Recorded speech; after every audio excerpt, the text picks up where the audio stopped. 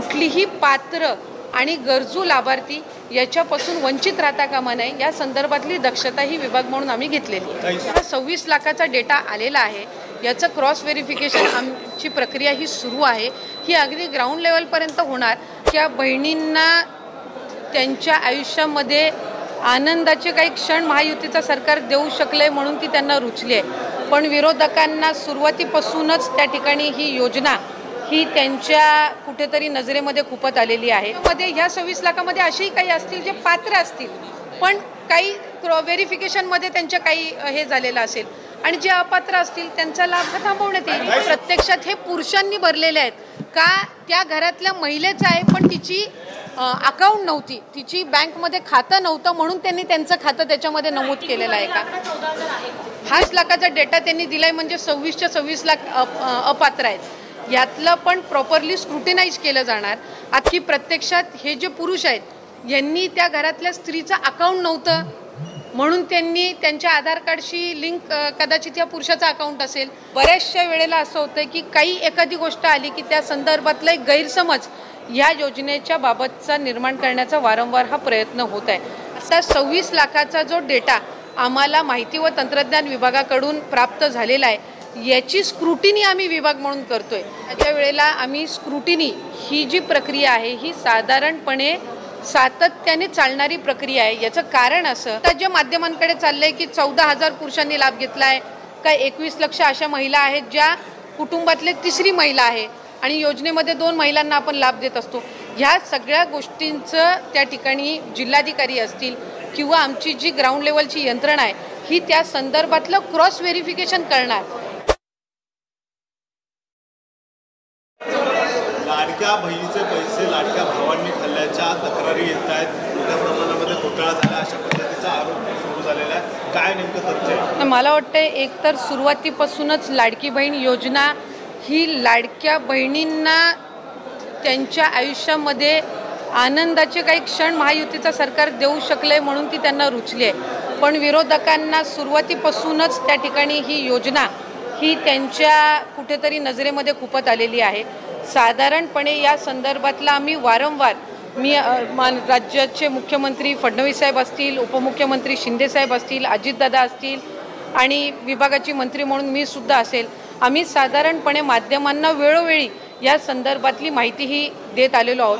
पण बऱ्याचशा वेळेला असं होतं की काही एखादी गोष्ट आली की त्या संदर्भातला एक गैरसमज या योजनेच्या बाबतचा निर्माण करण्याचा वारंवार हा प्रयत्न होत आहे। साधारणपणे ही योजना 28 जून 2024 त्या ठिकाणी घोषित झाली।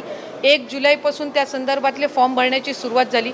पहिल्या टप्प्यातले 2-3 महिन्याची लाभार्थ्यांची संख्या साधारणपणे 1,33,00,000 होती, जे 17-18 ऑगस्ट 2024 लाभ आम्ही वितरित केला। त्याच्यानंतर 15 ऑक्टोबरपर्यंत त्याच्या रजिस्टरच्या संदर्भातली जी काही मुदत होती ही त्या ठिकाणी सरकारच्या वतीने देण्यात आलेली होती आणि या आधी सुद्धा प्रत्येक वेळेला ज्या वेळेला आम्ही स्क्रुटिनी ही जी प्रक्रिया आहे ही साधारणपणे सातत्याने चालणारी प्रक्रिया आहे। याचं कारण असं की वेगवेगळ्या विभागाचे जे डेटा असतात याचा ॲक्सेस त्या पर्टिक्युलर डिपार्टमेंटलाच असतो, त्या विभागालाच असतो।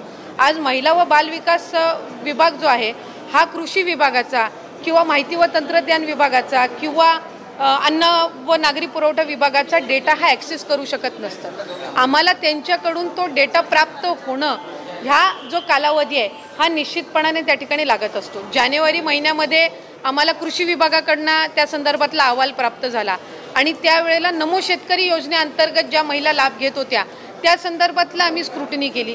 6-7 लाखाचा डेटा त्यावेळेला मिळालेला होता आणि त्या 6-7 लाखापैकी साधारणपणे 5 ते 5.5 लाख अशा महिला होत्या ज्या नमो शेतकरीचाही लाभ घेत होत्या आणि आपल्या लाडकी बहीण योजनेचाही लाभ घेत होत्या, म्हणून त्यांना नमो शेतकरीचा लाभ हा 1000 रुपयाचा जो आहे तो चालू राहिला आणि लाडकी बहीणचा आपण त्यांना 1500च्या ऐवजी 500 जे आपण GR मध्येच नमूद केलेला आहे की तुम्हाला टोटल 1500चा लाभ हा शासनाच्या योजनांमधनं मिळेल। त्याची जी 1000 रुपयाच्या वरची जी कॅप असेल ही लाडकी बहीणच्या निधीतनंही सन्मान निधीतनंही भरली जाईल। तो जानेवारीमध्ये उपलब्ध झाला। मधल्या कालावधीमध्ये आम्ही साधारणपणे 8 लाखाचा जो सेवार्थचा आहे त्याच्यापैकी 8 लाखापैकी 2 लाखाचा आम्हाला त्या ठिकाणी उपलब्ध झाला। त्या 2 लाखापैकी 2 ते 2.5 हजार हे त्याच्यामध्ये अपात्र आहेत असं निदर्शनास आलं. 6 लाखाचा त्याच्यातला डेटा आणखीन आम्हाला अपेक्षित आहे. आता 26 लाखाचा जो डेटा आम्हाला माहिती व तंत्रज्ञान विभागाकडून प्राप्त झालेला आहे, याची स्क्रुटिनी आम्ही विभाग म्हणून करतोय.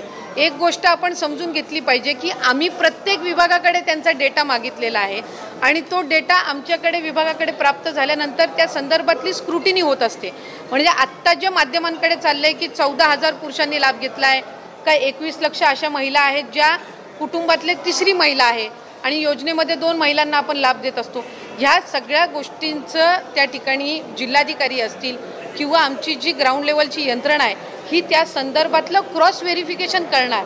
क्रॉस व्हेरिफिकेशन केल्यानंतर ह्या 26 लाखामधले जे अपात्र असतील आणि पात्र असतील ह्याचं व्हेरिफिकेशन होऊन त्या संदर्भातला निर्णय घेतला जाणार. असं नाही की 26 लाखाचा डेटा त्यांनी दिलाय म्हणजे 26च्या 26 लाख अपात्र आहेत. यातलं पण प्रॉपरली स्क्रुटिनाइज केलं जाणार. आता आम्हाला इन्कम टॅक्स आहे, इन्कम टॅक्सचा आम्ही केंद्राकडनं डेटा मागितलेला आहे. तो ज्या वेळेला डेटा येईल त्यावेळेला त्याचंही आम्ही क्रॉस व्हेरिफिकेशन करणार. ह्या 26 लाखापैकी असेही असतील की जे आम्ही पहिल्या स्क्रुटिनीमध्ये विभागाच्या स्क्रुटिनीच्या वेळेलाच कदाचित ते बाद झालेले असतील. हा त्यांनी संकलित करून जेवढा डेटा त्यांच्याकडे अवेलेबल आहे तो सगळा त्यांनी दिलेला आहे. याच्यातून आमच्या विभागाची जो निगडीत आहे तो ग्राउंड लेवलवर त्या संदर्भातली तपासणी होणार आणि त्या संदर्भातली स्क्रुटिनी झाल्याच्या नंतर आपल्याला तो आकडा येईल की ह्यांनी जो डेटा दिलेला आहे त्याच्यापैकी प्रत्यक्षात पात्र किती आहेत आणि अपात्र किती आहेत. आणि आत्ता जो आपल्याला साधारणपणे जो काही 14,000 पुरुषांनी लाभ घेतलेला आहे किंवा काय ह्या संदर्भातली सुद्धा जिथपर्यंत आमच्याकडे ग्राउंड रिपोर्ट येत नाही तिथपर्यंत हे आकडे जे आहेत हे IT विभागाने आम्हाला दिलेले आहे. त्या संदर्भातली सविस्तर स्क्रुटिनी झाल्यानंतर निदर्शनास येईल की प्रत्यक्षात हे जे पुरुष आहेत यांनी त्या घरातल्या स्त्रीचं अकाउंट नव्हतं म्हणून त्यांनी त्यांच्या आधार कार्डशी लिंक कदाचित या पुरुषाचं अकाउंट असेल म्हणून त्यांनी ते अकाउंट नमूद केलेलं होतं का वेगळं काही त्याच्यामध्ये आहे. हे ज्या वेळेला स्क्रुटिनी होईल विभागाकडून त्यावेळेला लक्षात येईल. हा मोघम डेटा आहे आणि हा मोघम डेटा आम्हाला IT विभागाकडनं प्राप्त झालेला आहे, माहिती व तंत्रज्ञान विभागाकडनं. कारण त्यांनी प्रत्येक जो डेटा आहे वेगवेगळ्या डिपार्टमेंटचा त्यांच्याकडे जो अवेलेबल आहे तो त्यांनी त्या विभागाला दिलेला आहे आणि त्याच्यातला हा एक भाग आहे.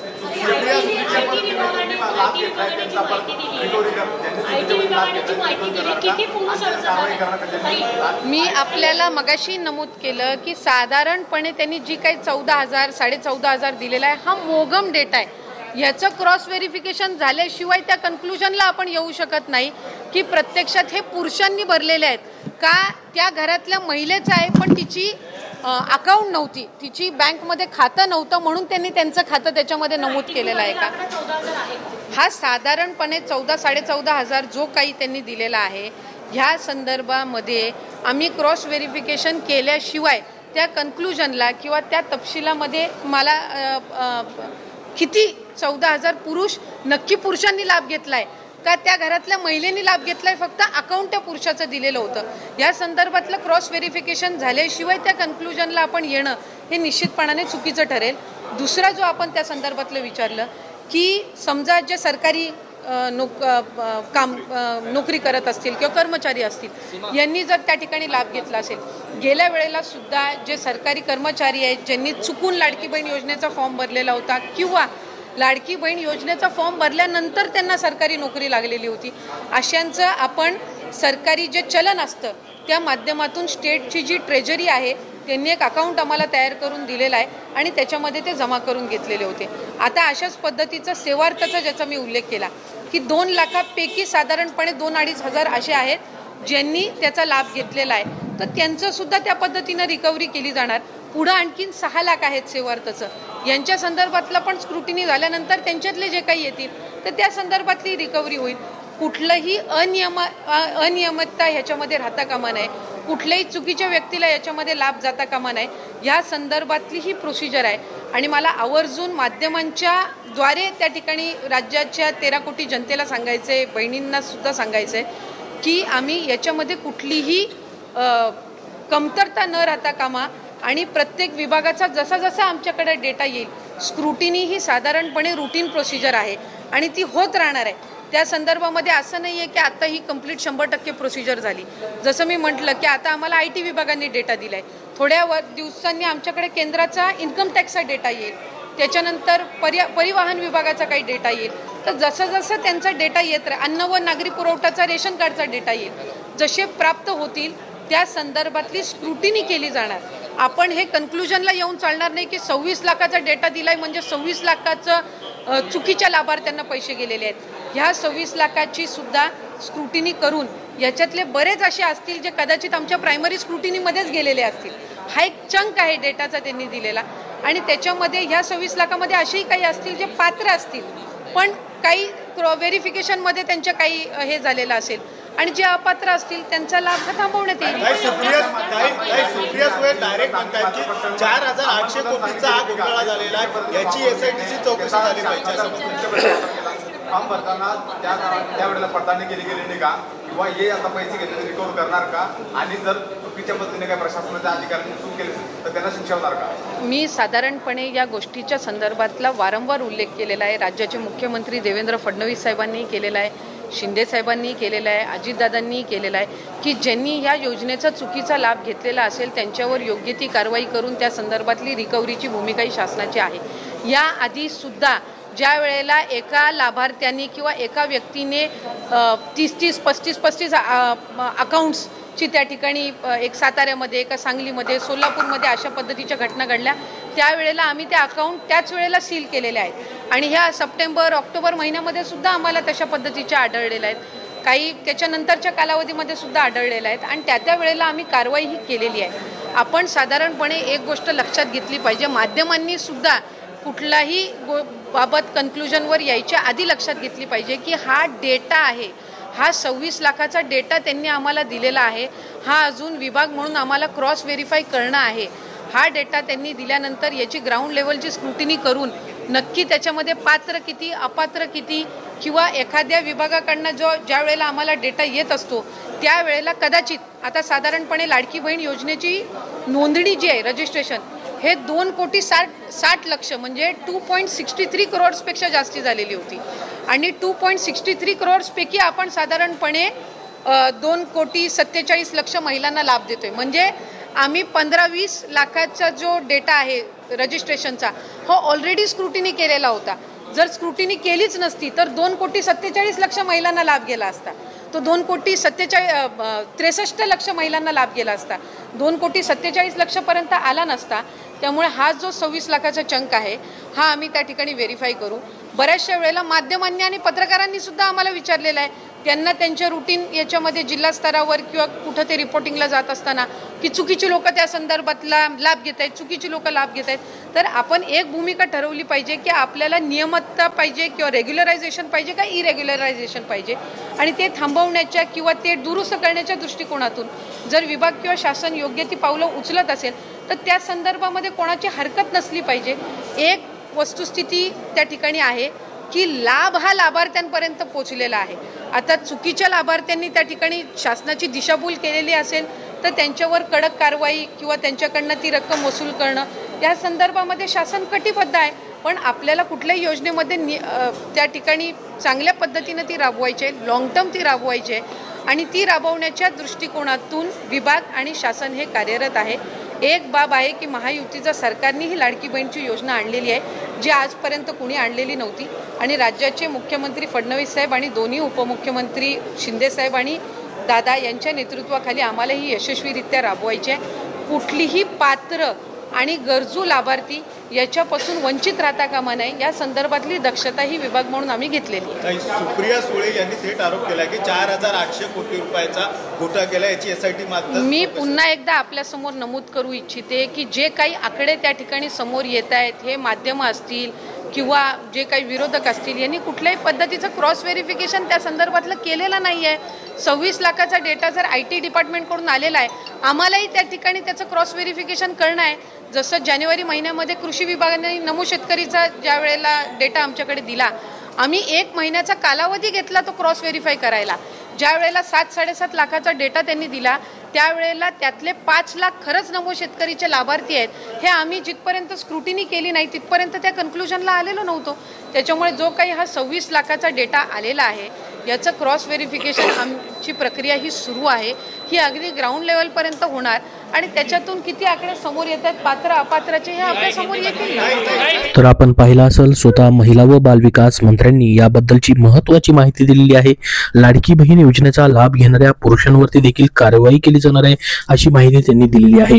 राज्य सरकारच्या लाडकी बहीण योजनेचा लाभ तब्बल 14,000 पुरुषांनी घेतला असल्याचं समोर आलं आहे.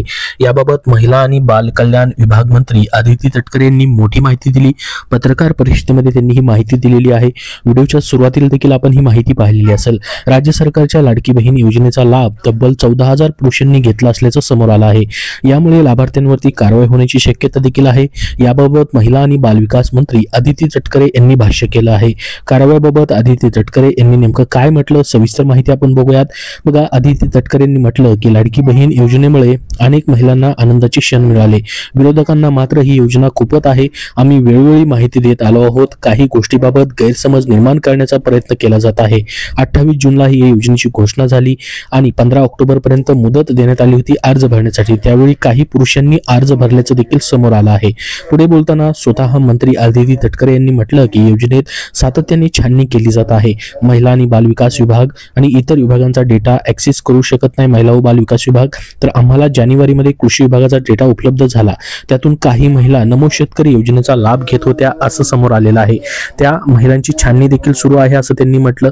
लाडकी बहीण योजनेचा लाभ घेणाऱ्या पुरुषांबाबत बोलताना आदिती तटकरे यांनी म्हटलं की ज्या महिलांचे अकाउंट नव्हते त्यावेळी त्यांनी पुरुषांचे अकाउंट दिले होते का, हा एक प्रश्न आहे. आणि अर्जांच्या छाननीतून हे समोर आलं.